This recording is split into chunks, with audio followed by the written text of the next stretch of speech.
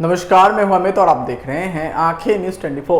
पटना में विपक्षी दलों की बैठक के बाद साझा प्रेस वार्ता में अरविंद केजरीवाल के शामिल नहीं होने के बाद राजनीतिक बयानबाजी तेज हो गई। केजरीवाल ने साफ कर दिया है कि जब तक अध्यादेश पर कांग्रेस अपनी स्थिति स्पष्ट नहीं करती तब तक विपक्ष भी किसी भी बैठक में शामिल नहीं होंगे तब तक विपक्ष के किसी भी बैठक में वो शामिल नहीं होंगे। हालांकि आरजेडी के राष्ट्रीय उपाध्यक्ष शिवानंद तिवारी कहते हैं कि शिमला की बैठक में अरविंद केजरीवाल मान जाएंगे और शिरकत भी करेंगे। साथ ही विपक्ष की बैठक को ऐतिहासिक करार देते हुए उन्होंने कहा कि नीतीश कुमार का नाम इतिहास के पन्नों में दर्ज हो चुका है। यह कोई सामान्य घटना नहीं है जब इतने सारे नेता एक मंच पर इकट्ठा हुए हों। वहीं आगे उन्होंने कहा कि लालू यादव की दूसरी राजनीति की दूसरी पारी को लेकर भी आरजेडी उत्साहित है। वहीं आगे उन्होंने पीएम मोदी के अमेरिका दौरे को लेकर भी तंज कसते हुए क्या कुछ कह रहे हैं, आइए आपको सुनवाते हैं। और बीजेपी का देश का दूसरे नंबर का नेता अमित शाह, ये दोनों एक ही भाषण कर रहे हैं। इस बीच में तमाम लोग हर जगह बोल रहे हैं, कोई कह रहा है फोटो सेशन हो रहा है, कोई कह रहा है कुछ हो रहा है, कोई कुछ। ये सब के सब लोग जो हुआ कर रहे हैं, उसके पीछे क्या वजह है?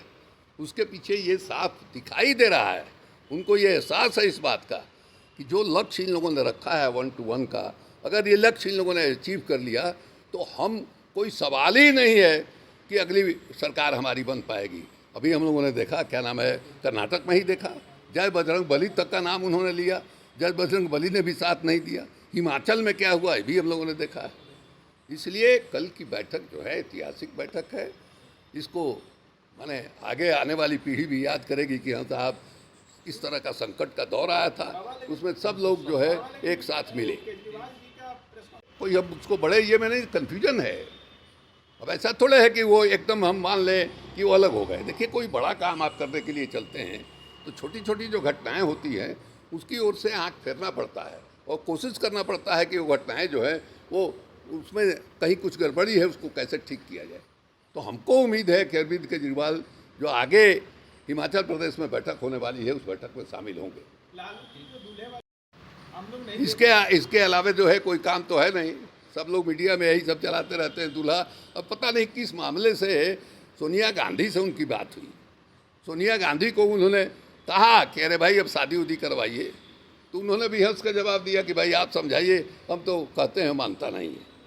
तो उसी अंदाज में उन्होंने एक ढंग से ये भी साबित किया कि लालू यादव जो है राहुल गांधी के गार्जियन है, अभिभावक के तौर पर, ये भी साबित किया उन्होंने।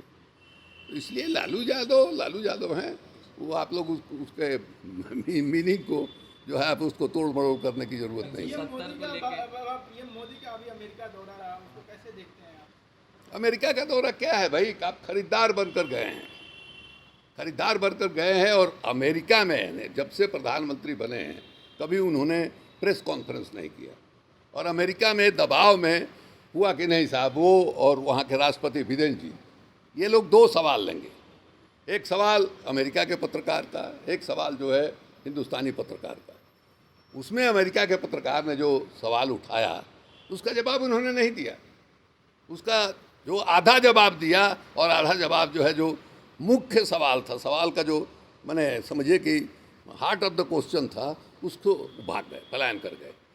वहाँ जो जिस ढंग की खरीदारी हो रही है, आप ड्रोन के लिए इंजन खरीद रहे हैं $3 अरब का लेके, और क्या क्या सब आप खरीद रहे हैं, टेक्नोलॉजी भी आप ले आएंगे। तो ये टेक्नोलॉजी आप आज जो ले आ रहे हैं अमेरिका में, कल वो टेक्नोलॉजी पुरानी हो जाएगी, फिर आप नई टेक्नोलॉजी के लिए जाएगा।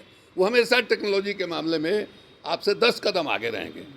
तो वो आप बाजार है, आप खरीदार हैं। जैसे बड़ा आसामी जो है दुकान पर आप जाते हैं, कोई साधारण ग्राहक आया, उससे साधारण तरीके से जो है दुकानदार बात किया। कोई बड़ा आसामी आता है, उसको चाय भी पिलाता है, उसको ठंडा पानी भी पिलाता है। उसी तरह से बड़े आसामी गए हैं, स्वागत सत्कार जो हुआ है। लेकिन वहीं देखिए ओबामा जो भूतपूर्व राष्ट्रपति हैं, उन्होंने ये कहा है कि भारत के अंदर जो चिंता है लोकतंत्र को लेके, और यहाँ जो विभिन्नता है, अलग अलग जातियों के, अलग अलग मजहब के लोग जो रहते हैं, उनके खिलाफ जो माने कार्रवाई हो रही है, इससे लोकतंत्र पर खतरा है। और बिडेन साहब को ये सवाल करना चाहिए मैंने नरेंद्र मोदी से। ये बात जो है ओबामा साहब ने कहा है, उनका इंटरव्यू है, आप देख लीजिए। तो वो ओबामा जो है वो पहले अश्वेत माने राष्ट्रपति हैं अमेरिका के, और जब वो भारत के दौरे पर आए थे, आपको याद होगा, बराक बराक कह के बतिया रहे थे हमारे नरेंद्र मोदी, और सूट ऐसा पहने थे जिसमें नरेंद्र मोदी नरेंद्र मोदी नरेंद्र मोदी लिखा हुआ था। और तो पता लगा कि 10 लाख में वो सूट तैयार हुआ है, जिसको लेके राहुल गांधी ने अटैक किया था सूट बूट की सरकार। तो ये उस समय की बात है, आप याद कीजिए। तो ये नरेंद्र मोदी जो है, इनकी कसौटी क्या होगी? आपने 2014 में जो वादा किया था देश के सामने, कितना आपने पूरा किया? कोई जवाब आपके पास नहीं है। 2 करोड़ रोजगार, किसानों का आमदनी दुगना, तरह तरह का आपने वादा किया था। 2019 के पहले जो है लोगों ने सवाल करना शुरू किया, भाई क्या हुआ आपके वादे का? तब तक पुलवामा हो गया। अब उस समय जो गवर्नर साहब थे, उन्होंने कह दिया कि सब अगर गृह विभाग जो है हवाई जहाज़ दे देता, ये घटना नहीं होती। आज तक भारत सरकार ने या गृह मंत्री ने या उस समय के गृह मंत्री राजनाथ सिंह ने ये नहीं बताया कि हवाई जहाज़ उनको क्यों नहीं दिया गया, किन कारण से नहीं दिया गया। तो देश का एक नारा, देशभक्ति का एक दौर चला, उसमें 2019 में आपकी सरकार बन गई। लेकिन इस बार 1 to 1 का जो फाइट होगा, इसमें कोई सवाल नहीं है कि नरेंद्र मोदी की सरकार जो है 2024 के इलेक्शन में बन जा पाएगी। देखिए, ये कन्फ्यूजन हुआ है। अरविंद केजरीवाल प्रेस कॉन्फ्रेंस में शामिल नहीं हुए, या ये भी पता लगा कि उनके पार्टी की ओर से कुछ बयान भी आया है। देखिए, मुद्दा क्या है उनका? मुद्दा ये है कि सुप्रीम कोर्ट ने दिल्ली की सरकार को निश्चित अधिकार दिए। उस फैसले को निरस्त करने के लिए भारत सरकार ने ऑर्डिनेंस जारी कर दिया। सबकी ये मान्यता है, तमाम विपक्षी दलों की ये मान्यता है कि ये जो ऑर्डिनेंस है वो असंवैधानिक है। ये जो ऑर्डिनेंस है लोकतंत्र के मान्यताओं के खिलाफ है। इसमें कोई कन्फ्यूजन नहीं है। ये जो बैठक हुई, बैठक क्यों हुई? क्या वजह है कि लोग जो है 2024 में चाहते हैं कि नहीं, नरेंद्र मोदी की सरकार को हम लोग हटाएं, अपदस्थ करें?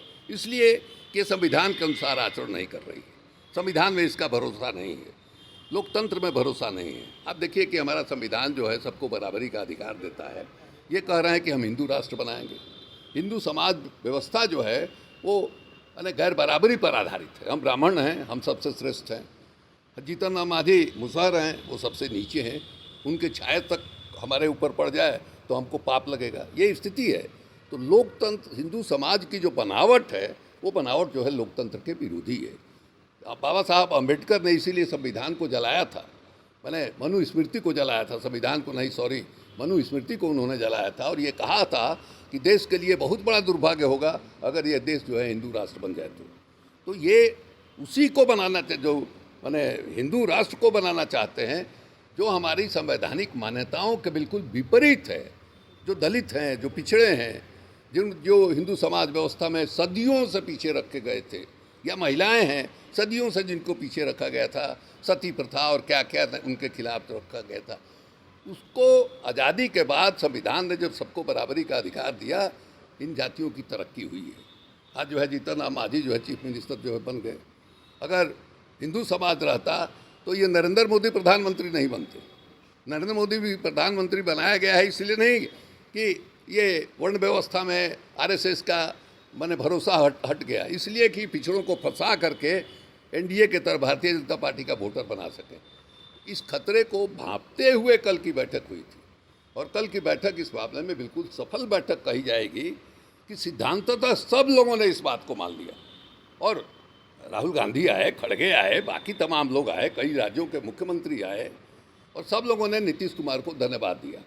तो इस मामले में देखिएगा कल की बैठक जो है वो इतिहास में दर्ज हो गई। नीतीश कुमार उस बैठक के इनिशिएटर के रूप में, उनका नाम इतिहास में दर्ज हो गया।